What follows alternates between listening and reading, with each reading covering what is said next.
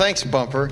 Normally I travel kind of outside the Beltway and talk to normal people who want to understand Washington. Rarely do I find that normal people come to Washington, try to find out what's going on. So this is kind of a rare experience, kind of more on my home turf than your own home turf. There's a problem. If you listen to Bumper's introduction closely, what comes through from that is, number one, I have been in government. Number two, I'm a journalist, and number three, I'm a lawyer. So that may raise some credibility issues with you all. And that's why I suggested to him that today was going to be my coming out as a big government libertarian. I've decided that there's a real niche here in Washington, kind of the Kevin Phillips approach on the conservative side. There's a niche for somebody who will always go on TV and say, I'm for free enterprise, but healthcare is too important to leave to the market. And I figured, this is an opportunity now to kind of distinguish myself from the rest of the libertarian and conservative commentators out there. But Bumper didn't seem terribly happy with that, so I'm going to have to go back to the original speech that I had prepared on the virtues of a free society. The free society, is an ideal, I think, to which we, at least in this audience, all hold, but it's an ideal that's rarely been achieved in this world. For centuries, thousands of years really, kings and emperors, tribunes and caliphs, princes, sultans, queens, czars and shoguns, priests and proconsuls, bandits and dictators by many other names have enslaved, plundered, and killed peoples near and far. The individual was nothing. The mass, preferably armed, was everything. Might was right, the only law of the land. Modern man, of course, is more progressive and understands that this kind of a system is not befitting newer, more progressive times. So out of tribes and empires rose the nation state. But barbarity did not disappear. It was rather it was regularized, institutionalized, and disguised.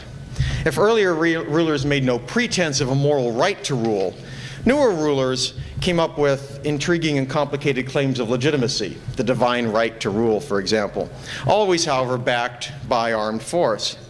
It was barely 3 centuries ago that political systems really began to incorporate and reflect the obvious implications of the Hebrew and Christian faiths, the notion that individuals as individuals matter. Throughout the 1700s and 1800s, demands for liberty rippled throughout Europe and the European colonies. America's founders intended that this country be a city on a hill, a shining city on a hill, an example to the old world. And the old world did take notice. French revolutionaries glimpsed the same vision of a free society before rushing down the destructive path of totalitarianism. Some of the same hopes and yearnings even reached such backward despotisms as Russia and China. But these small pressures for a free society were soon smothered by other more powerful and popular movements. Through nationalism, man's oldest tribal instincts reemerged, only this time backed by the destructive power of modern technology, organization, and armaments. Indeed, collectivism, with demands that the political system take charge of society, organize society, decide on its direction, rose hand in hand with nationalism. By the turn of the century, intellectuals and politicians alike were hailing the death of the old liberalism and urging their citizens to be bricks in the wall, in the famous phrase of one British analyst, of one empire or another. In this way, the rise of nationalism and collectivism led to a curious return, really to kind of a pre-Christian disdain for the individual. What had meaning or value was again the mass. Whether it be the German or the Serbian people, French, Italians, or Slavs, the British Empire or the Anglo-Saxon race, or whatever aggregation was then popular or convenient. One life meant little more in Kaiser Wilhelm's Germany, or Raymond Poincaré's France, or Tsar Nicholas's Russia than in Alexander the Great's Macedonia, or Julius Caesar's Rome, or Genghis Khan's Mongolia. Most of what was left of support for free society disappeared in the military and revolutionary avalanche of World War I. Empires, nations, and governments were swept away. Tsars and Kaisers were ousted or killed. Millions upon millions of people were killed. Scores of millions were impoverished, starved, and ruined. Order was replaced with chaos, autocracy with totalitarianism, prosperity with poverty, and hope with despair. Into the breach stepped what were called the terrible simplifiers, who blamed the remnants of a free society, as much as anything else, on the misery that then pervaded Germany and many other nations. People who would have been petty tyrants in past ages proceeded to demonstrate the frightening, indeed unimaginable, consequences of the confluence of an unfree society with murderous intent and modern weapons. Even the democratic and supposedly free countries had their own simplifiers, though sometimes more unpleasant than terrible. Men and occasionally women who offered modest, authoritarian variants of the totalitarian experiments of other lands. The unaggressive but nevertheless bloody dictatorships that mark so many third world countries, the suffocating welfare states that symbolize Europe, and the most famous mixed economy of them all in the United States, all sacrifice the individual for the mass and its self-anointed representative, the state. In America, the consequence of a less than free, but not wholly unfree society has not been mass murder, but a more subtle social enervation and deterioration. People's increased reliance on politics as the solution to every problem, or every perceived problem, or alleged problem, has turned envy into policy, stripped individuals and communities of their traditional social responsibilities, destroyed economic opportunities for the disadvantaged, promoted unjust foreign intervention, undermined private moral and spiritual values, and destroyed family and community. Perhaps the most visible, though still indirect casualties of the triumph of politics in America today are the gunmen who battle it out on the inner city, just a few miles from here, and the often innocent bystanders cut down in the crossfire. Indeed, this century has been termed the age of politics by the historian Paul Johnson. It has given us the greatest collectivist experiment, the extended global test of the proposition that the state can and should be the institution through which we organize our lives, economically, socially, militarily, and everything else. Even up into the 1970s, the state was seen as the best, most effective means of achieving progress. But now, finally, the results are evident to all. The time for illusion, for dreaming, for unrealistic idealism is over. Johnson himself wrote a few years ago, but whereas at the time of the Versailles Treaty, most intelligent people believed that an enlarged state could increase the sum total of human happiness, by the 1980s, the view was held by no one outside of a small, diminishing, and dispirited band of zealots. The experiment had been tried in innumerable ways, and it had failed in nearly all of them. The state had proved itself an insatiable spender, an unrivaled waster. Indeed, in the 20th century, it had also proved itself the great killer of all time. What was not clear was whether the fall from grace of the state would likewise discredit its agents, the activist politicians whose phenomenal rise in numbers and authority was the most important human development of modern times. At the democratic end of the spectrum, the political zealot offered new deals, great societies, and the welfare states. At the totalitarian end, cultural revolutions, always and everywhere, plans. They marched across the decades and the hemispheres, mountebanks, charismatics, exaltes, secular saints, mass murderers, united by their belief that politics was the cure for human ills. By the 1980s, the new ruling class was still, by and large, in charge, but no longer so confident. Most of them, whether alive or dead, were now execrated in their own homelands. Was it possible to hope that the age of politics, like the age of religion before it, was now drawing to a close? As the end of the century nears, there is perhaps no more important question for us. 5 years ago at this time, the communist dominoes were falling in Europe. Polish communists had been routed in elections that they foolishly agreed to hold. Hungarian reformers were taking over party in the government. Czech apparatchiks were smothered in the Velvet Revolution. And East Germany was tottering, with the Berlin Wall to fall 2 weeks later. Soon would come the execution of the odious Ceausescus in Romania, and eventually, most incredibly of all, the end of the Soviet Union. The lies and statues fell along with the collapse of the secret police and the military. Yet for all the good that has happened, many of these nations remain far away from the free society.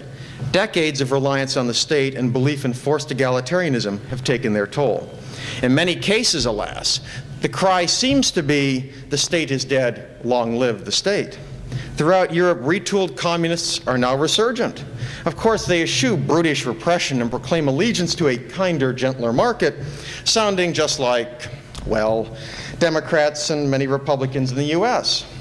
Perhaps it should come as no surprise that among Bill Clinton's admirers is former Polish dictator Wojciech Jaruzelski. Last year, General Jaruzelski acknowledged that communist doctrines were partly utopian and partly wrong, but nevertheless praised the values of the left. And what political philosophy did he feel closest to? Actually, in Clinton's program, I see elements I like a lot, he explained to the New York Times. So too in America and in many Western countries do people retain the statist faith.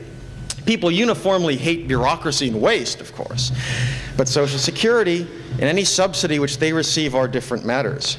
If the U.S. has never suffered the sort of totalitarianism that characterized the Soviet Union, neither do we see the same level of popular reaction against past abuses, despite the current anti-Clinton agitation at the polls.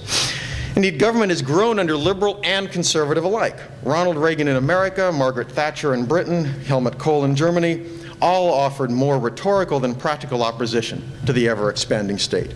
In America, though only 2% of people say they think the federal government operates excellently, the problem of politics as king steadily worsened during the 1980s, with spending and regulation rising especially dramatically during the Bush administration.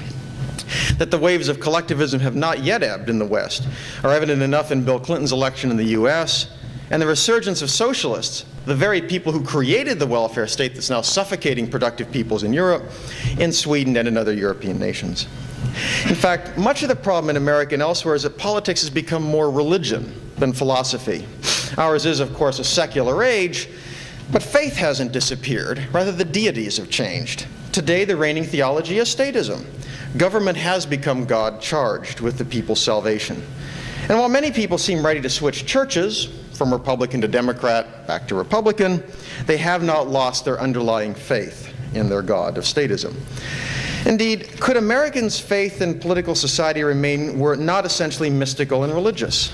Although the results of the age of politics have been a bit kinder and gentler here in the United States than in Nazi Germany or the Soviet Union, the state has had no more success in solving mankind's most vexing problems, such as crime and poverty. To the contrary, it's often government policy that creates these very problems. And it's politics that continues to thwart serious efforts to solve them. Yet politicians of all ideological stripes, here and around the world, still refuse to accept the verdict of history that their time is drawing to a calamitous close. Instead, they continue to fight to preserve their positions. The worst do it by diverting attention from past failures by causing new crises, demanding national aggrandizement, a greater Serbia, inflaming ancient ethnic passions, and demonizing traditional ethnic scapegoats, such as immigrants and Jews. The more subtle seek a different form, a kinder, gentler form of diversion, claiming that they are new politicians. They troll for public support by endorsing change, proposing to reinvent public institutions, and pledging to offer meaning to people's lives. It's difficult to predict how long these stratagems will succeed. In the short term, they've worked to a certain extent for men as different as Slobodan Milosevic in Serbia and Bill Clinton in the United States. But the positions of these officials and the raft of thugs and mediocrities who run the vast majority of governments around the globe are hardly secure. In the long term, most of these people will be consigned to the ash heap of history. The only question is whether they will be alive when their memories are execrated and their monuments desecrated. But as Lord Keynes said, in the long run, we are all dead. Today, we still have to contend with an age of politics that hasn't yet fully wound down. And if the U.S. has never had to contend with genuine totalitarianism, even the U.S. and the West suffer from decades' worth of the deification of the state. And while political authority has been exposed for the dangerous and deadly temptation that it is, its manifold bureaucracies and operatives remain in place, refusing to yield their power. In the United States, for example, between 1950 and 1990, government spending rose more than 3,000%, and that growth shows no signs of abating. Today, the state consumes roughly 43% of national income, and even that number, an incredible number, understates the government's influence. The average person works from January 1st to May 5th to pay his taxes. He works to May 18th to cover the cost of taxes plus government spending, and to July 10th to cover those costs plus the cost of regulation. That is, he works more than half the year in some fashion for the state. Virtually no human activity today is outside the jurisdiction of politics. Where you work, how much you earn, how you manage your family, with whom you associate, what car you buy, from whom you receive medical care, what you ingest, how you have sex, whether you visit other lands, all of these and more are matters of grave concern to government at one level or another here in the United States. As a result, our freedom, our prosperity, our morality remain very much at risk. People's ever-increasing reliance on the state has transformed American politics, causing policy increasingly to be based on envy, the desire not to produce more for yourself, but rather to take as much as possible from others. Now, of course, every proponent of the politics of envy proclaims himself animated by public spiritedness, Who in Washington admits that the higher taxes which he is advocating will be used to pay off the interest group of the day, whether corporation, union, farmer, or anyone else? Who suggests that he has anything other than goodwill towards those he's intent upon looting? Who expresses anything but shock and outrage at criticism of his free-spending ways with other people's money? And who does not have allies galore amongst the interest groups, lobbyists, journalists, academics, court philosophers, and others affirming that what would look like theft in any other context is just good public policy? Indeed, the problem of envy has always been much more serious than that of greed. Those who are greedy may ruin their own lives, but those who are envious contaminate the larger community by letting their covetousness interfere with their relations with others. Moreover, one can satisfy greed by innocuous, even positive ways: being brighter, working harder, seeing new opportunities, and meeting the demands of others, for instance. In contrast, envy is rarely satisfied without use of the state. True, some people simply pull a gun and heist your wallet, but for the otherwise law-abiding, the only way to take what is someone else's is to enlist one or more public officials to seize land, impose taxes, regulate activities, conscript labor, and so on. Statism, then, is integral to the politics of envy. And as institutionalized envy has spread, so has support for the state. In fact, the race between productivity and envy, productivity has ended up the loser. From 1950 to 1990, those supposed evidences of greed, in the view of some, corporate profits and personal incomes, rose about 800% and 1,800% respectively. Government spending, as I mentioned earlier, rose more than 3,000% over the same period of time. Modest attempts during the 1980s to trim confiscatory taxation levels that once reached 90% are now criticized as part of the decade of greed. And leading politicians continue to demand that proposed new government programs be financed by taxing the rich. Now, the solution to this kind of a crisis, so pervasive a crisis, will not come from a little tinkering here or there. A reduction in the rate of the growth of government spending, the devolution of one program or another to a state governments, the creation of a few new tax loopholes, or something equally modest. Instead, we have to recapture the vision that once held the allegiance of the West. For a very short but very critical period of time, we need to reclaim the promise of a free society. What that requires most fundamentally is a redefinition of the relationship of the individual to the state. The purpose of government should not be to rearrange economic and social relationships to fit the selfish preferences of influential minorities or even majorities. Not only is there no moral justification for systematic income redistribution, but the process inevitably breaks down, enriching not the poor, but a new class of politicians, bureaucrats, lobbyists, and all of their allies.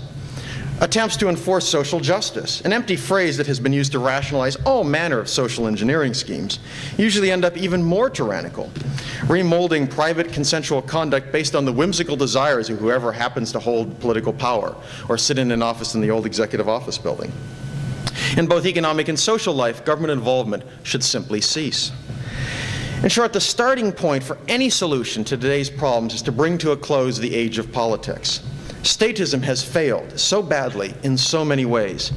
This century has proved, in a far more costly manner than was imaginable before man demonstrated how destructive could be the power of modern technology in the hands of the all-powerful state, that politics does not offer the solution for the human condition. And though the ruling elites that once treated politics as religion have now abandoned their faiths, they are not yet prepared to yield power voluntarily. So if the first 9 decades of this century have been devoted to the rise and fall of collectivist ideologies, the final one is likely to involve bringing the political systems around the globe into conformity with a new, freer intellectual paradigm. But it's not enough to simply denounce political society. Recapturing Americans' traditional caution about turning to politics, based in fact on their recognition of the fallibility of human beings, the inefficiency of public institutions, and people's tendency to abuse power, tells us much of what government should no longer do, and that's fairly simple. But what should replace the state as the organizing center of life? Civil society. No simple single institution. Civil society encompasses the range of voluntary human activity conducted outside of coercive government entities. Civil society is the full flowering of the free society, the complicated matrix of human relationships that free human beings construct to achieve fulfillment and happiness. Civil society was always intended by those who founded this nation to act as a framework for economic and social activity. Indeed, 200 years ago, virtually everyone looked first to civil society, or the private sector as we often call it today, to provide the forum through which citizens would work through their many problems. Government was to be called in only in extraordinary circumstances, when private discourse and action was not possible, or would likely prove inadequate. Now, is such a vision realistic today? The agents of the status quo, politicians, bureaucrats, lobbyists, interest groups, and a host of others with a vested interest in political society, naturally say no. Life is too complicated, too complex, too sophisticated for a return to simpler era, they allege. And many people, educated in government schools by public employees paid to believe in the indispensable role of the state, find this kind of talk appealing. Yes, such critics seem to say, a free society would be free, but would it be virtuous? Would the world be a better place? The answer, in a word, is yes. The first point, of course, is that at its most fundamental level, a free society is also necessarily a just one. For all of the torrent of gibberish that they pour forth to justify the manifold activities of government, the acolytes of the state never offer a moral case, let alone a convincing moral case, for abrogating the rights of those who are expected to fund government's good works. The very existence of subsidy programs for beekeepers, wool producers, students, exporters, small businesses, renters, home buyers, the unemployed, and almost everyone else, more than half of Americans today are on the public dole in one fashion or another, is a violation of the most basic moral principle that people are entitled to the fruit of their own labor. Yet when is the last time you heard a debate in Congress on why, for example, wealthy dictators in foreign countries have a right to the resources of Americans, poor and middle-class Americans? And when is the last time you heard a debate on why politically well-connected, quote, minority businessmen have a higher moral claim than taxpayers to taxpayers' money to fund a program, and I am not making this up, to quote Dave Barry, for, quote, decreasing minority dependence on government programs, unquote, as part of the Commerce Department's Minority Business Resource Development Program? When have we heard a moral debate on any of these sorts of issues? In short, the best case for a free society is not that it would make us richer or smarter or even more virtuous, but that it would make us freer, and that freedom is the highest goal of politics. The chief virtue, then, of a free society is simply that liberty is right and just and fair. Yet such an argument no longer has the political force that it had 2 centuries ago. Today, a disturbing number of people believe that it is the role of politics to provide security, provide prosperity and virtue. So they want freedom only if such a system will do a better job of delivering the goods, so to speak. Happily, a free society will do so. The free society is a many-splendored creature with multiple virtues, among them a practical ability to solve problems.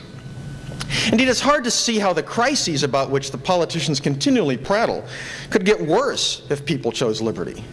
While this sentiment may seem a little simplistic, all we need to do is look around us. Put bluntly, the greatest enemy of virtue, of prosperity, and of a good society is the state. We've heard much at this conference on how government mismanages all that it touches: economy, education, foreign policy, and more. Simply removing its pernicious influence would therefore be a boon for America. For instance, were the government to perform its basic duty of maintaining, or more accurately allowing private financial institutions and banks to maintain, a stable, non-inflationary economic environment, staying away from the almost constant political manipulation that we see today, there would no longer be the recurrent boom-bust cycles with accompanying interest rate gyrations and unemployment swings. Businesses could better plan for the future and hire more workers, offer steadier jobs. If the state cut the cost of employment, now inflated through mandatory benefit laws, excessive regulatory burdens, and hefty tax levies, employers could add more new and higher-paying jobs. If government dropped its raft of protectionist labor legislation, the minimum wage, Davis-Bacon Act, National Labor Relations Board, occupational licensing, and the like, it would allow more people, particularly minorities, particularly the most disadvantaged in our society, to find and fill those extra jobs. Political society would do much to help the family if it reduced its heavy drain on people's incomes. Today, government punishes marriage, child rearing, and thrift through its tax policies, helping to force into the workforce many women who would prefer to stay at home with their children. Expanding employment opportunities is obviously a critical aspect of solving the poverty puzzle, which today seems so intractable. So too is improving education, which, as Sheldon Richmond discussed yesterday, has become an inefficient and incompetent government monopoly. Elimination of this monopoly, or at the very least allowing some modicum of competition, would do much more to help prepare young people for productive and responsible futures than simply dumping more money into the existing system, as proposed by virtually every establishment politician. Reforming, actually eliminating, if we are serious, welfare to end its counterproductive impact on behavior, particularly decisions to marry, have children, attain schooling and work, would help ensure that the poor face the same incentives of everyone else. It would also remind us of our duty as individuals and as a community to help those who are in need. Dropping restrictions on low-cost housing, such as antiquated building codes and exclusionary zoning ordinances, as well as destructive measures like rent control, which, the impact you can see in Washington, D.C., New York, and in urban areas across America, would naturally and privately help improve poorer American shelter options. Groups like Habitat for Humanity could then step in to help meet genuine housing needs arising from poverty, not government policy.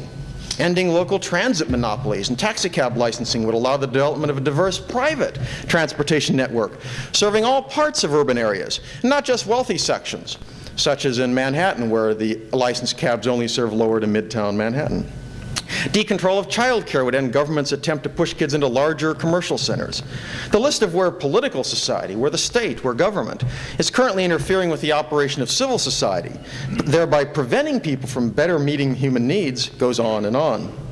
So important is the practical superiority, indeed virtue, of freedom over coercion, that it's worth dwelling on the issue a bit more. No one, of course, claims that free individuals exercising their liberty in a free society don't make mistakes. Tragic as the consequences of such mistakes may be in individual cases, there is nothing the government can do to eradicate the problem unless one really believes that the state doesn't make mistakes. But of course it does, again and again and again. In the last few days, the Washington Post has reported that the federal government has recently written off billions of dollars in agricultural debt and is trying to sell off billions of dollars more in bad mortgage paper. But these, of course, are hardly the only examples of Washington's credit run awry. Over the years, the government has lost unending billions on poor small business administration loans, failed export-import bank loans, a variety of what would be hysterical and considered in any other context, foreign aid loans, and scores of awful agricultural, commercial, and housing loans. Worse still, of course, was the federal experience in guaranteeing deposits at thrifts. Banks make some of these mistakes, of course, but at least they lose their own, or their shareholders' money. And the poorest performers are normally forced out of business. Uncle Sam, in contrast, has been blithely wasting our money day after day for decades and decades. And the worse its performance, the more money is voted by Congress the next year to solve the problem. Now, part of the problem, of course, has been pointed out by Austrian economists in particular. Government simply can't plan because it can't calculate. It can't accumulate all the information present even in the simplest marketplace. It can't calculate without prices, which are set in the marketplace. Only a free society with freely operating prices as a signal to producers and consumers alike allows a realistic assessment of risks and comparison of likely costs and benefits. Or even if this were not true, the fact that government uses other people's money heightens the likelihood of mistakes being made. Civil society, private life, rests on the accountability and responsibility. Political society undercuts both. Thus, it is almost inevitable that legislators and bureaucrats, whose resources are not at stake, will yield to free-spending special interest groups and make risky loans, since the political benefits will normally far exceed the economic costs. The fact that politicians are always spending taxpayers rather than their own money exacerbates the inherent bias towards government spending, so well analyzed by the public choice economists. Not only does political society make more mistakes, but the effects of its mistakes are far greater. When individuals blow it, the consequences of their mistakes are fairly limited to themselves, their families, and some number of other people, perhaps employees of a firm. Even the richest individual in America has only a limited control over other people's lives. In contrast, government, like Samson, can bring down the temple on everyone around it. A foolish landowner can only let his own parcel deteriorate. The federal government has mismanaged hundreds of millions of acres of range and forest land. A private health insurance company may fail or mistreat its policyholders. A government health care system may, and indeed does in Europe and elsewhere, deny needed treatment to literally millions of people, allowing many, especially the elderly, to suffer and die in the process. Ironically then, in this way, the market is more representative than politics, however democratic the latter is in theory. The point is, political society is winner take all. You may vote for George Bush, but you get Bill Clinton as president. You may want UPS to deliver your letter, but you get the post office. You may want cheaper clothes made in China, but the customs service will force you to buy higher cost products from South Carolina. In contrast, the marketplace satisfies virtually every preference, no matter how marginal or even losing, as one might call it. Coke regularly defeats Pepsi in terms of sales, but no matter. The latter is still available. The Red Cross may be the most famous disaster relief agency, but the Salvation Army and a host of others are still around to help meet humanitarian needs. That is, the marketplace has far more diversity and far more opportunity. Thus, in a sense, one of the virtues of a free society is simply that every additional private activity helps minimize government's counterproductive role. Whatever the flaws of the marketplace, it should be obvious to all today that the state is far more accomplished at generating than controlling inflation, far better at destroying than creating jobs, and far more advanced inhibiting than in generating community. Shrinking both the government's regulatory reach and financial take would do more than eliminate a negative. It would also leave space for civil society to again expand. Government at all levels has proved itself to be the greatest of imperialists, constantly expanding, all the while displacing or regulating private activities. People who cared about the arts, for instance, would find themselves that they themselves would have to organize to support the arts, were there not a federal national endowment for the arts. And freed from subsidizing everyone else, from farmers to exporters to academics, they would have the resources necessary to support the arts and anything else that they desired. Perhaps even more important, though more subtle, impact of divesting government of its current responsibility to care for literally everything everywhere would be to help citizens rediscover their own civic responsibilities. Today, many people believe that they gave at the office, so to speak. And why not? With the public sector seizing more than 4 out of every $10 produced, supposedly to meet common needs, why shouldn't people focus their remaining resources on themselves, their needs, their wants, their dreams? Without the state, as self-proclaimed Mother Teresa, more people would recognize that they must act for good to be done. This, in fact, would be one of the most important virtues of rolling back the state, to allow the diverse flowering of individual and community activism throughout society. It was this voluntarism that so impressed Alexis de Tocqueville more than a century ago, and which continues to set this nation apart from most other countries around the world. Yet so much more could and should be done. Indeed, the benefits of this kind of civic activism are twofold. First, it tends to be more effective. For instance, a church or another community organization is more likely than a distant bureaucracy to understand the needs of a poor family, which may be as much spiritual and moral as economic. Private institutions would also be far freer to respond, adjusting their response to meet individual circumstances. Another important virtue of this kind of private civil society response is that it, in contrast to simply writing a check, or even worse, having the government make someone else write a check, helps transform the giver as well as the recipient. As Marvin Olasky, author of The Tragedy of American Compassion, has observed, compassion once meant to suffer with. The exercise of compassion then was to require you to get involved in another person's life. It's thereby strengthened, rather than severed, as the welfare state does today, the connections of community. Such a strategy obviously is not easy to implement, but it is necessary for a good society. And a similar approach would work today. A strong, vibrant, creative civil society, supported by the citizenry and unhindered by government, could deal with the vast majority of problems now thrust into the hands of public officials. The transition to increased reliance on civil society will be difficult, and indeed painful at times. It remains eminently possible, however. Another virtue of the free society is that it is also more likely to result in a virtuous society. It probably goes without saying today, in the age of the omnipotent state, that virtue seems to be losing ground. Evidence of moral decline was evident enough, in my view, in the election of Bill Clinton, followed by 2 years of governance by people who so aptly symbolized the decade of greed, as they once called the 1980s before their own investment successes came out. Things are scarcely better elsewhere in society. Promiscuity is not just a 20-something phenomenon. Even many preteens are sexually active. Illegitimacy rates continue to rise not only in the inner city, but in middle-class America. dishonesty and theft are prevalent. The entire political system, of course, is geared for special interest looting of taxpayers. And the rot extends further than that. After diagnosing the problem, some on the broadly defined right part company on this issue. A number of very well-intended proponents of economic liberty simultaneously advocate statecraft as soulcraft. Yet one must ask, how can they really expect political society, which has proved itself to be so poor at every other task, other than mulcting taxpayers and slaughtering other nations' civilians and soldiers alike, to which it has been called to skillfully mold souls? Is virtue really among the ends to which government can be realistically directed? After all, the state is not just economically inefficient and socially maladroit, it also increasingly arrays its agencies and institutions against virtue.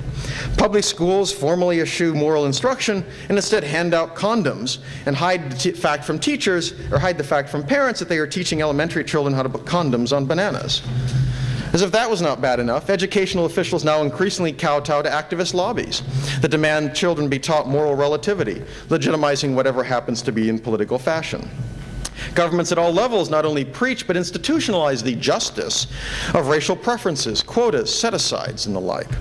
California demands that religious landlords rent to all comers, how offensive their moral behavior. The District of Columbia forces a Catholic university to subsidize a campus gay group. The Labor Department threatens to shut down Salvation Army rehabilitation programs by demanding that participants be paid the minimum wage.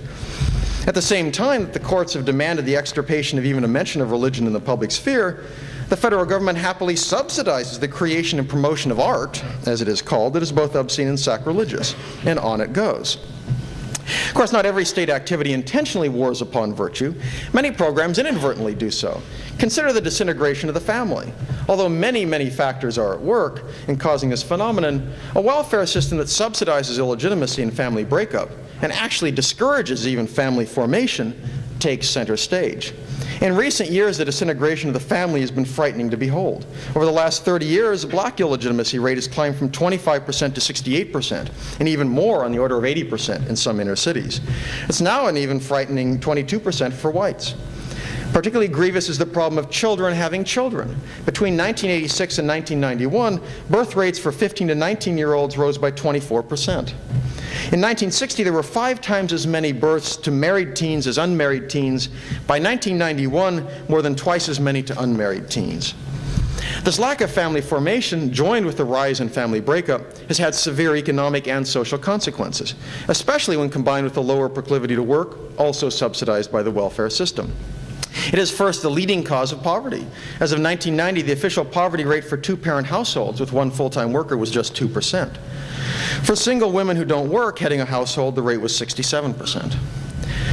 Second, by crippling the mechanisms that are most important and most effective in transmitting values, families and family-based community institutions, the decline in family values has left too many youngsters without a moral compass, leading to both self-destruction and crime against others. Indeed, the consequences of this phenomenon are truly catastrophic. Children from broken homes are far more likely to do poorly in school, use drugs, attract psychiatric attention, and commit crimes other than those in equally low-income homes where a father is present. The 34 million victimizations, as the Justice Department calls crimes, now occurring annually are perhaps the most obvious social cost of this valueless, rootless generation. There's also a tragedy in that generation itself, so many young men who end up incarcerated and in jail. By any measure, then, the state would seem to have failed as moral teacher. Government seldom seems to promote moral values, at least positive ones. More often than not, it is actively undermining them. As a result, virtue seems to be losing ground daily. Nevertheless, the allure of turning to the state remains strong for some, even friends of mine and allies in many battles. If civil society is too weak to generate the right moral values, so goes the argument, then the government must step in. And if that means some loss of liberty, then so be it. This temptation is particularly strong when confronting a left that seems to believe in choice if it means moral relativism and escape from responsibility, but abhors choice if it means private individuals making informed decisions about their children's, their kids' educations, their jobs, or other aspects of their own lives. However, freedom and virtue are not antagonists. It's a mistake to assume that one must be sacrificed for the other. To the contrary, they are complementary. That is, virtue is necessary for a free society to flourish. In turn, liberty, the right to exercise choice, free from coercive state regulation, is a necessary precondition for virtue. Virtue cannot exist without freedom, without the right to make moral choices. Coerced acts of conformity with some moral norm, however good, do not represent virtue. Rather, the compliance with that moral norm must be voluntary. There are at times, of course, when coercion is absolutely necessary, most importantly to protect the rights of others, by enforcing an interpersonal moral code governing relations of one person to another. The criminal law is the most obvious example, as is the enforcement of contracts and property rights. But quite different is the use of coercion to promote virtue, that is, to impose a standard of intrapersonal morality, to mold one person's soul. In fact, the campaign for political society to save virtue seems particularly curious given the fact that our nation's moral tone has deteriorated despite a constant increase in the power and size of the state. Thus, one should ask, is our society less virtuous because we have become more free? And would becoming less free make America more virtuous? The answers to both of these questions is no. First, did our society become virtuous because government no longer tried so hard to mold souls? Blaming moral shifts on legal changes mistakes correlation for causation, in my view. In fact, America's one-time cultural consensus eroded even during an era of strict laws against homosexuality, pornography, and even fornication. Only cracks in this consensus led to changes in the law. In short, as more people viewed sexual mores as a matter of taste rather than a question of right or wrong, the moral underpinnings of the laws collapsed, followed by the laws. Only a renewed consensus would allow reestablishment of the laws, but then a renewed consensus would obviate the need for legislation. Second, as noted earlier, government is not a particularly good teacher of virtue. The state is effective only at simple, very blunt tasks. It has been far less successful at reshaping individual consciences. Even if one could pass the new, stricter laws in today's America, the result might not be a more virtuous nation. Now, there might be more, or there might be fewer overt acts of immorality, but there would be no change in people's hearts. Forcibly preventing people from victimizing themselves does not automatically make them somehow more virtuous, righteous, or good. The rest of us may feel a bit better, but we should not confuse uplifting society's moral core with improving society's superficial appearance. Indeed, I'd argue that attempting to forcibly make people moral would make civil society less virtuous in three important ways. First, as I argued earlier, individuals would lose the opportunity to themselves exercise virtue. They would not face the same set of temptations and be forced to choose between good and evil. Now, this approach might make their lives easier, but it wouldn't make them or the society any more virtuous. Second, to vest government with primary responsibility for promoting virtue shortchanges other institutions. What were called governments in Puritan thought, the Puritans viewed the family as a government, civil government. The state was only one form of government in their view. In Catholic thought, this is subsidiarity, the role of other institutions in society. These private social institutions find it far easier, unfortunately, to lean on the power of coercion than to lead by example, persuade, and solve problems. So if the law is there, they will be much less likely to act in the way for which they are created, but rather they will simply seek the support of the state. Moreover, the law is far better at driving immorality underground than eliminating it. As a result, again, we might all feel a little bit better at what we see around us. It wouldn't make society any more virtuous.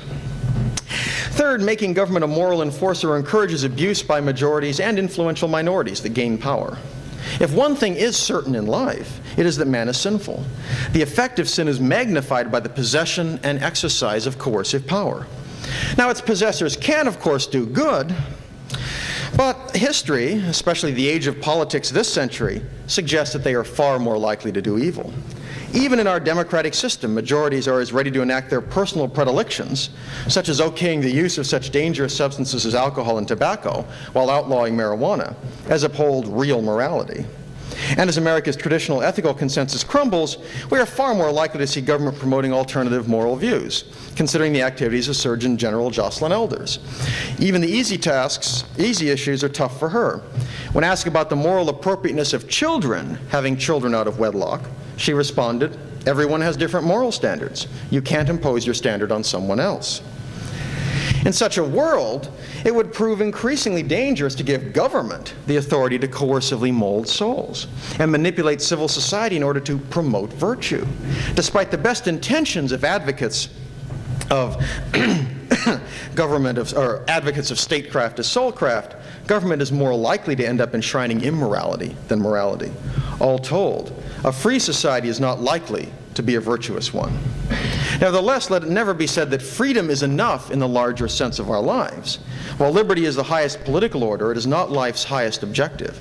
Moreover, while a liberal, in the classical sense at least, economic and political system is the best one available, it will operate even better if nestled in a virtuous social environment. For instance, a market system will function more effectively if people are honest and voluntarily fulfill their contracts. People who believe in working hard, exercising thrift, and observing temperance will be more productive. Economic life will function more smoothly if employers treat their workers fairly. Fewer social problems will emerge if families, churches, and communities organize to forestall them in the first place. Greater personal responsibility will reduce welfare expenditures and tort litigation, and so on. A lush lawn of a compassionate, cooperative, and virtuous society will make it harder for the weeds of government encroachment to flourish. Thus, advocates of a minimal state need to be concerned about both liberty and virtue.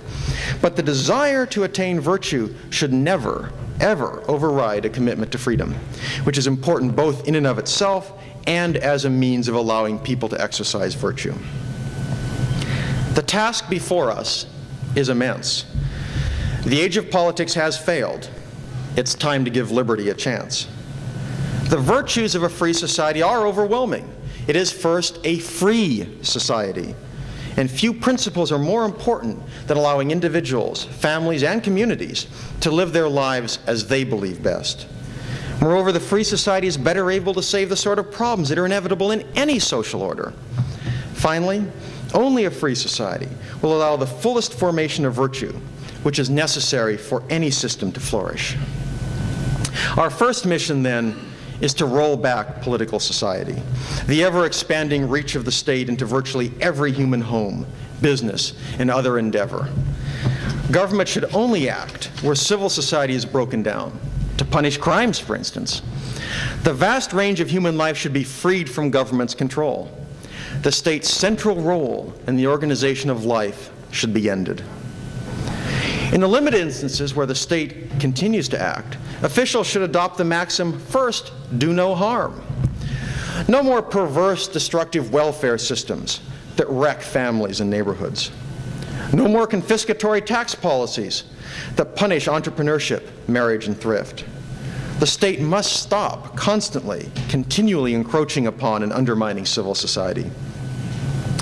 Our second job is to recognize and act on our increased responsibilities in place of government.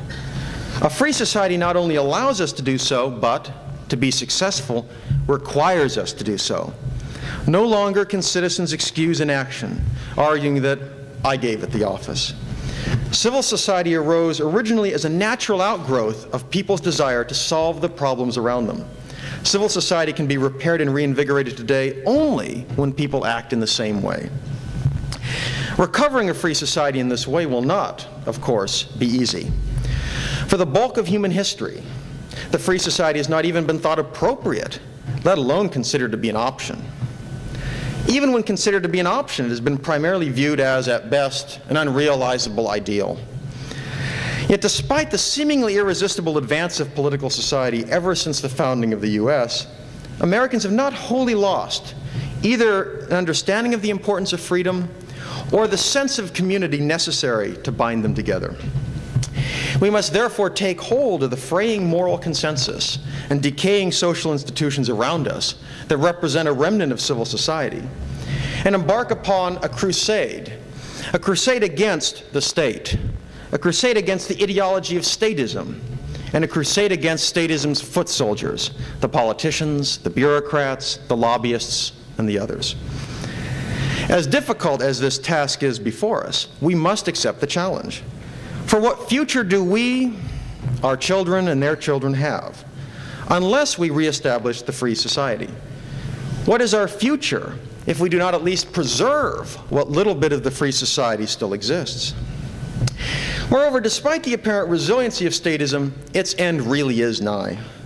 The age of politics is drawing to a close.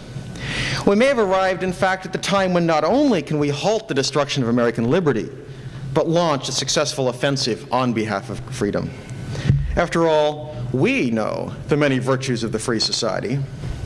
Our neighbors, of course, may not, or may not at least be yet committed to a free society, But most of them are coming, however reluctantly, to recognize the failures, know the disasters, the monstrous murder and chaos and poverty resulting from the age of politics. Almost everyone, other than the bureaucrats in Washington, admit that something must be done. So let us lead now. After all, if not us, who? If not now, when? The future success, if not survival, of liberty in America, and perhaps around the world, demands no less. Thank you.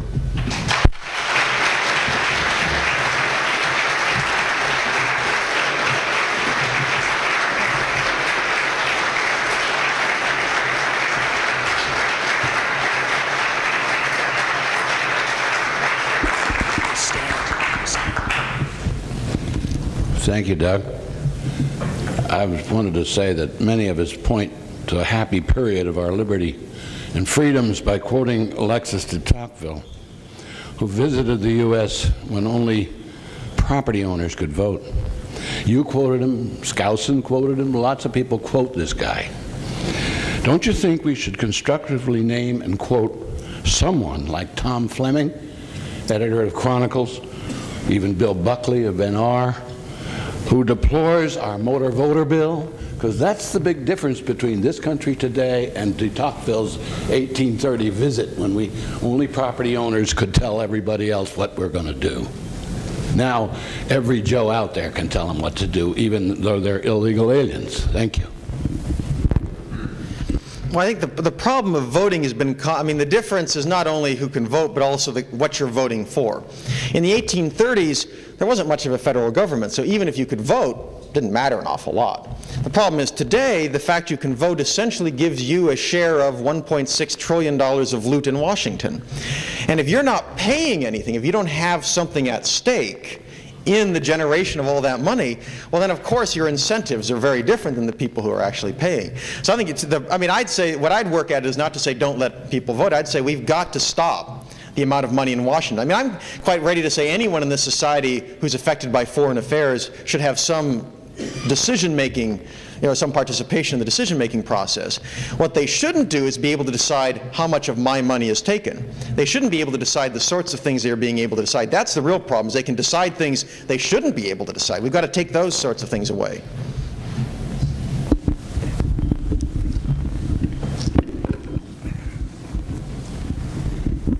We must be on the same wavelength here. I had a very similar proposal.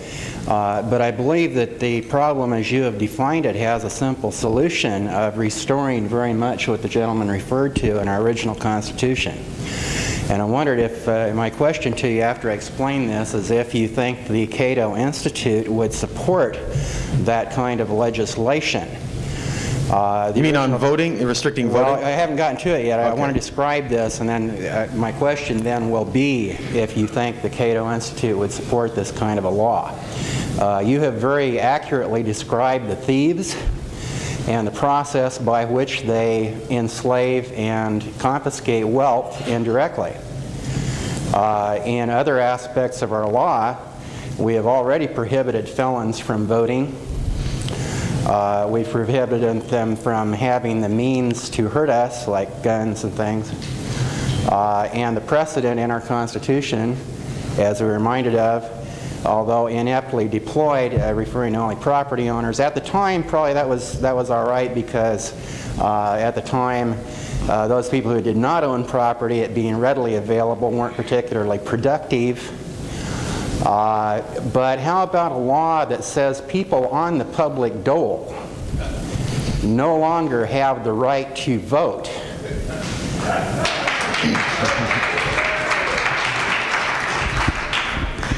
Well, this isn't attractiveness in that. One problem comes in is, does anybody who receives any benefit at all? Do you say Social Security recipients are on the public dole and therefore can't vote?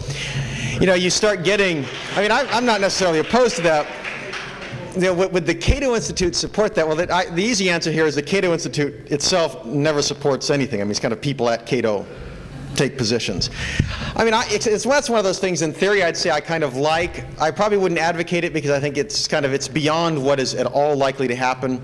It's better for me to say smash these programs and focus my ire on the programs instead of saying let's stop everybody from voting. Because I think what's happened in our society is voting is viewed as one of these basic birthrights.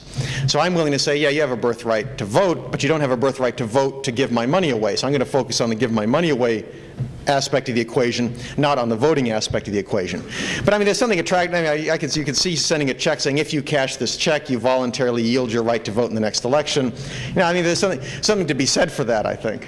Would you like to have a debate on this later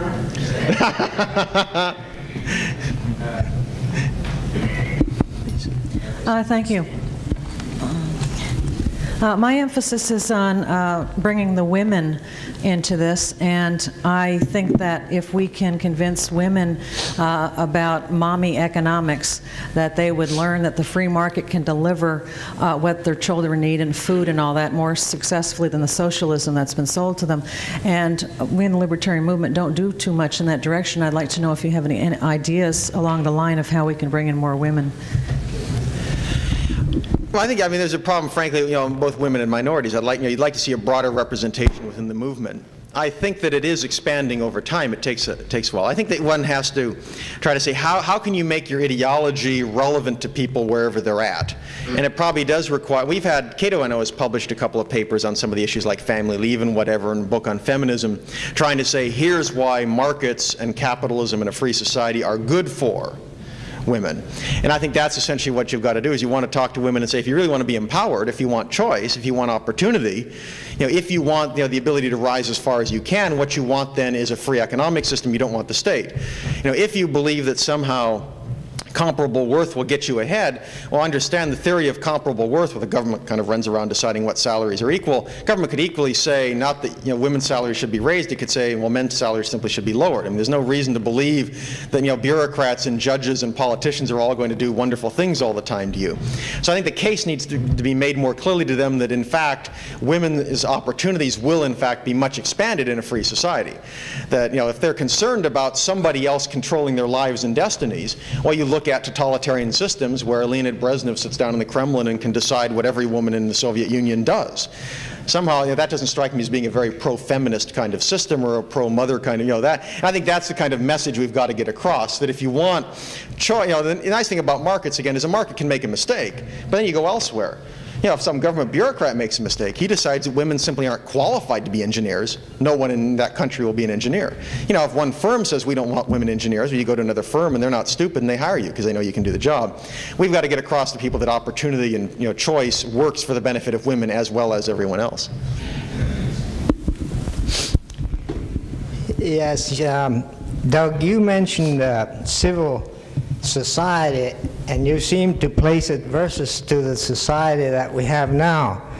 Yet most people would say we have a civil society with the government that we have. Well, I believe in civil disobedience, just as Henry David Thoreau believed in civil disobedience. But I'm never comfortable with the term civil disobedience just by disobeying bad laws. So in your kind of civil society, I wouldn't want to disobey. So maybe you could help me out and give me a better name for disobeying bad laws rather than calling it civil disobedience. I'm not saying there's no civil society today. What I'm trying to counterpoise is civil society versus political society. The problem today is that political society has kind of displaced civil society in so many areas that what we have is a very damaged, kind of limited civil society. Oh, I don't know, I think you could call it resisting aggression, you could call it protecting your rights. I mean, there are a lot of, I think you want to come up with something like that, kind of vindicating your rights, resisting the oppressor. I mean, there's some of this kind of language you see on the left, which at times can be fun to play with, if you want to use it in that kind of a context. I think you're right. The idea of civil disobedience, I guess the idea is, well, it's civil government is the old term, so if you're resisting the government, it's civil disobedience. But yeah, I mean, I would put it more in terms of you're probably protecting your rights. You're defending your family, protecting what is yours. I mean, there are a whole host of kind of concepts you can play with, which is what you're really doing. Henry David Thoreau was wonderful. This is monstrous war we're involved in, attacking these poor Mexicans, seizing half their country. I'm not going to pay for it. What's he doing? What he's doing is saying, I won't participate in an aggressive, monstrous war. You can't use my money to, kind of further this war. So it's something much more powerful than civil disobedience. That sounds kind of mundane. He's making a profound moral statement about the appropriateness of what I think was a monstrous policy on the part of the U.S. government.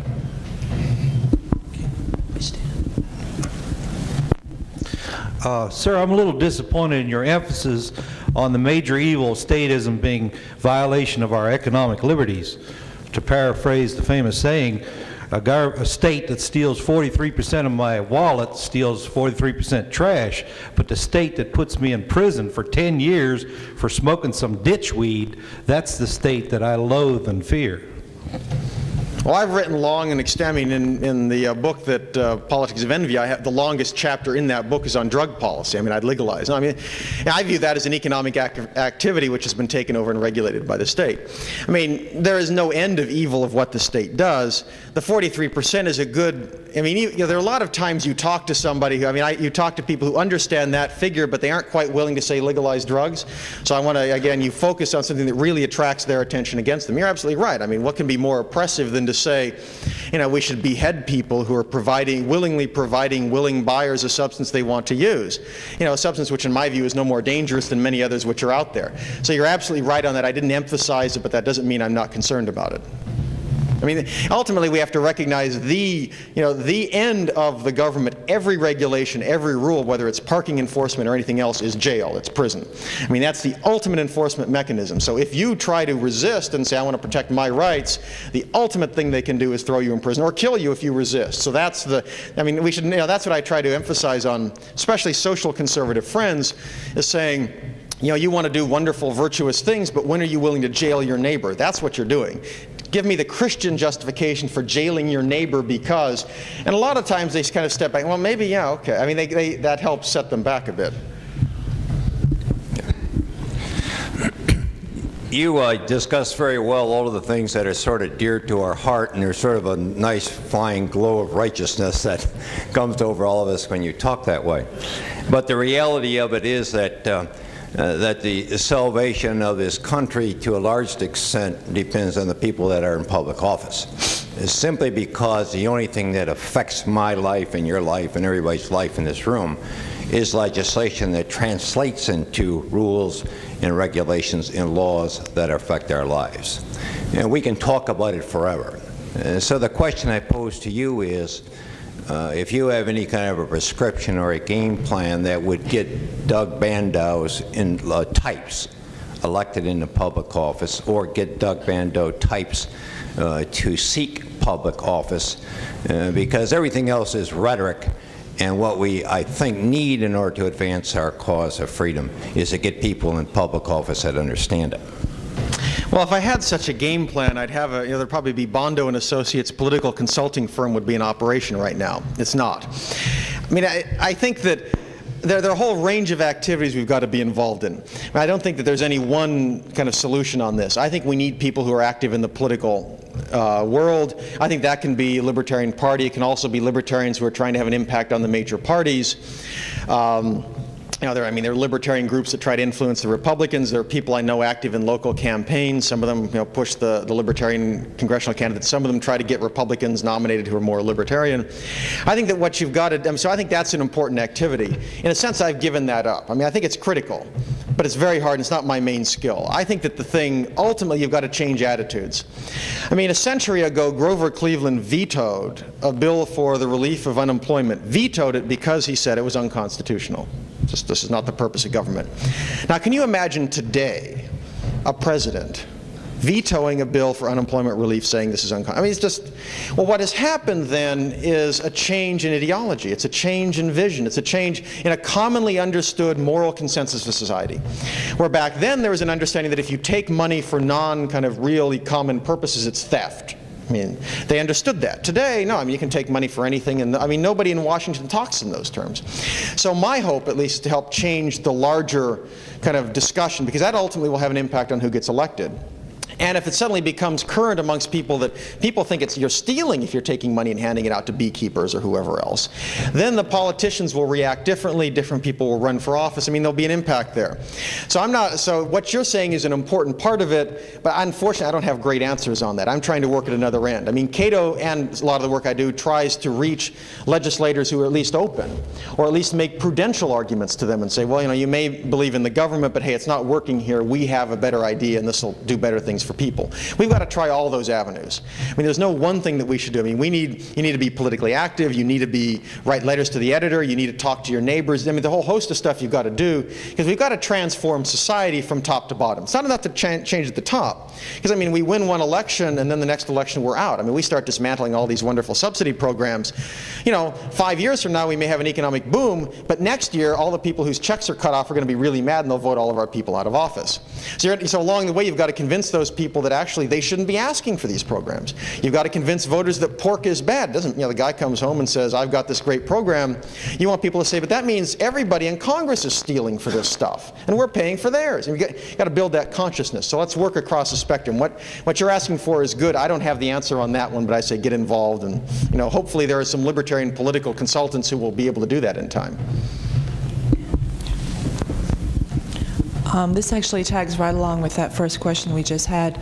I think all of us would agree from probably hundreds of conversations we've all had with non-libertarians that a really fundamental problem is most Americans do not agree with us on most of these issues.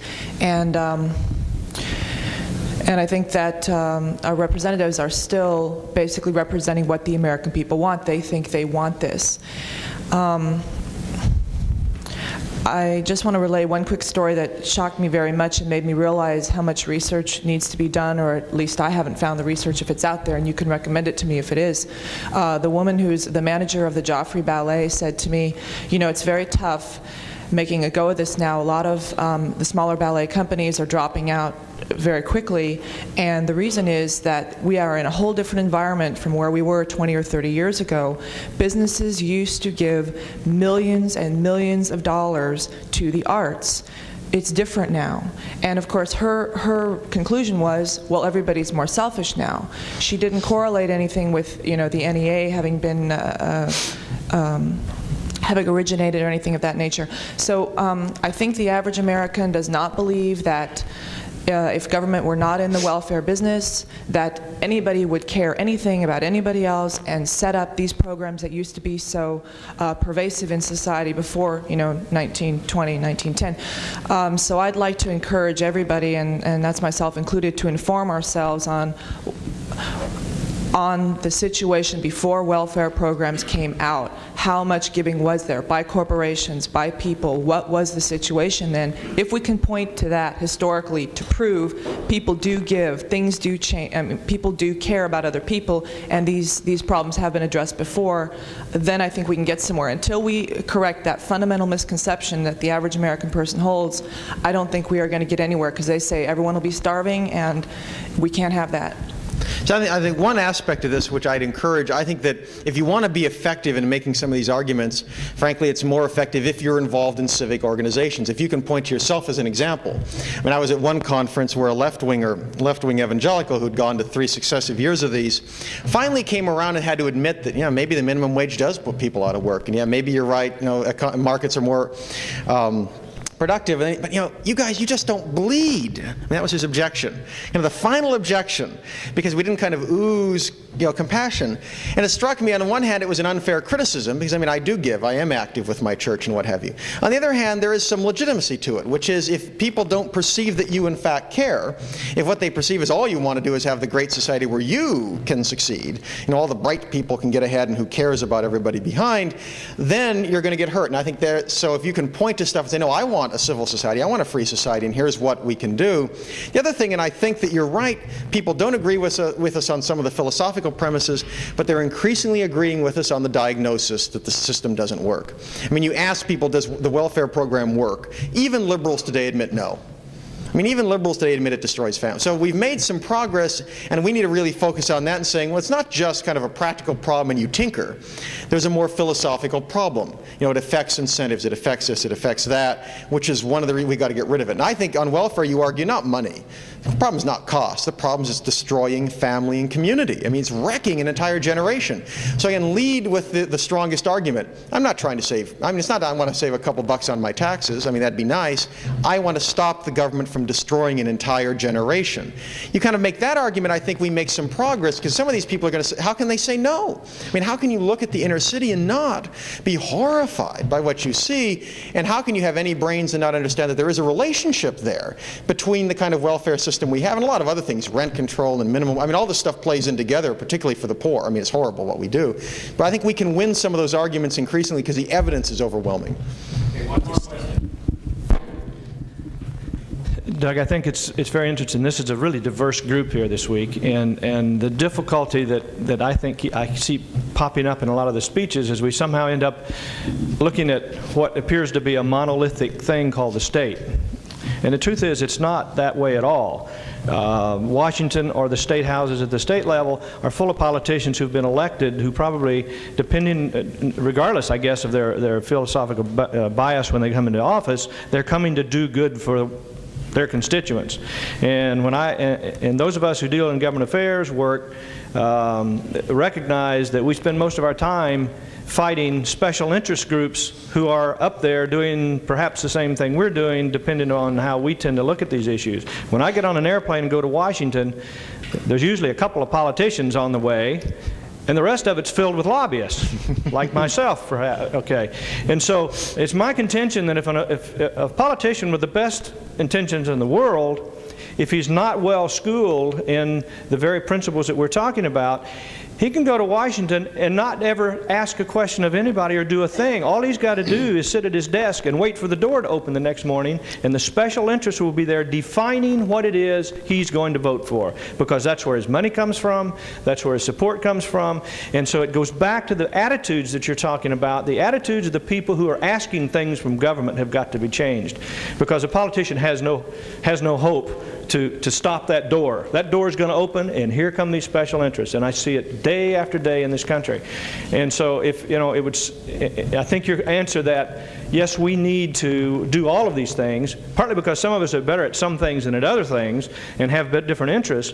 You know, I would submit, and the question would be, if you had a foundation here, would you support maybe most of our effort starts with continuing the education process, which will hopefully change attitudes. I mean, if we're going to take up a collection before we leave here today, I would like to earmark most of that money to go to the education process, so to speak, because if we don't have the education and change the attitudes of Americans who are not now being taught these principles anymore, except through this kind of process, that the process in Washington will just continue to do what it's doing, it seems.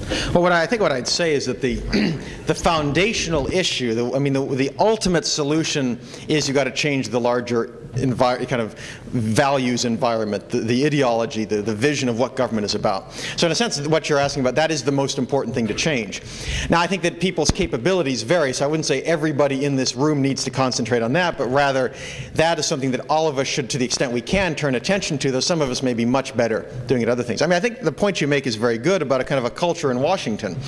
This is a place where, if you come to Washington demanding to, smash the state, and then 5 years later suddenly find yourself defending programs, you will be lauded in the Washington Post as having grown in office. This is consistent. That's why I joked about becoming the big government libertarian. The way to be successful, people would love it. This crazy crackpot showed up, and now he understands the complexities and the difficulties that we face in solving these problems. Senator McClure from Idaho was a very good example. I profiled him in the Wall Street Journal. This is somebody who had backed the amendment to get rid of the income tax at one point when he was in the state legislature. This is a guy who had really hardcore. Well, by the time I interviewed him, he was supporting, all the energy programs because he was chairman of the committee at the time. He was supporting a bailout of the Kennedy Center. And I asked him about this, and he said, well, the Kennedy Center, it's typical. The Kennedy Center got loans from the federal government. It was going to pay them back, of course, didn't, so it's got this massive debt. So what we did is we paid off all the old loans and got them to promise to pay the rest. And I thought, I'm missing something here. I mean, I'm just missing something. What is? But see, he thought this was a major conservative advance. So this is somebody who was lauded very much as having grown.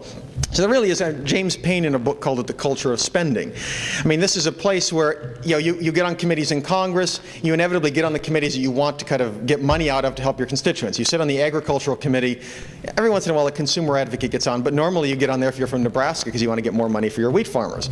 So the whole environment kind of drives you to it. And what you've got in Washington, I think, in certain ways, are two very different sets of people, though they often come to the same conclusions.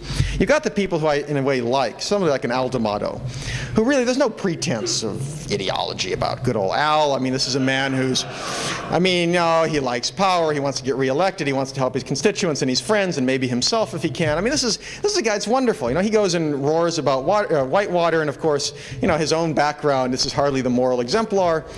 But there's something nice about this because I can understand it. And he's really not too great a threat. I mean, if the administration proposed kind of the National Love Administration to kind of promote love in America, Al might vote for it, but he'd take out any kind of bad powers, and he'd just want to have a big bureaucracy sitting in New York so all of his people could get hired. That's all he'd care about. So he wouldn't really be a threat. He wouldn't want it to do very much. He'd just want to spend some money in New York City. Now, the contrast are the dangerous do-gooders like, say, Ira Magaziner, who's sitting in the old executive office building. This is a man who came up with a new way to kind of organize Rhode Island's economy, voted down 4-1. Then he came out with, 4 or 5 years ago, he was lobbying Congress to spend billions of dollars on cold fusion so that the Japanese would not get ahead of us. And then, of course, he's the major architect of the health care plan. Now, see, this is somebody who I think really, really believes this stuff. Now, this is a guy who you figure shows up and believes that if the government takes control of the health care system, more people will get better care and it will cost less. Now, I think this is the sort of person who refutes everything that Dr. Zaz has ever said about mental illness. I mean, how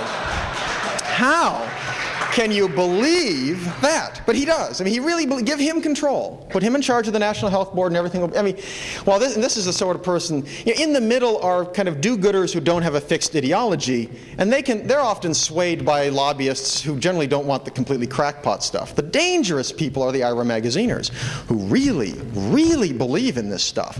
And those are the frightening people. Thank you.